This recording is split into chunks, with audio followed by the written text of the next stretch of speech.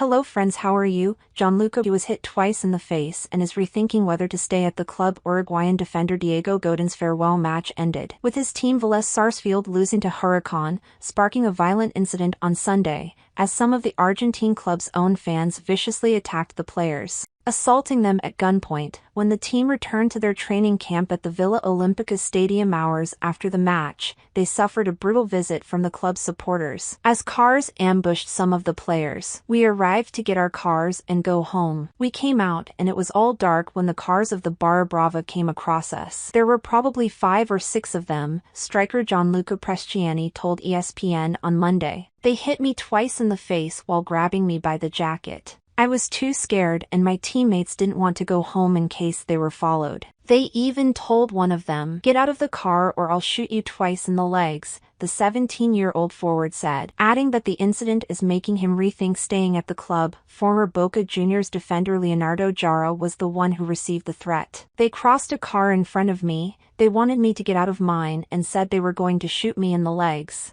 he told a radio local program. Forward Santiago Castro and defender Francisco Ortega were also involved in the incident. Atletico Velez regrets and strongly repudiates the intimidating situation experienced last night by some of our first-team players in the vicinity of the Villa Olimpica, the club said in a statement. Local media reported that the players decided not to file a police complaint, but were summoned for criminal investigation.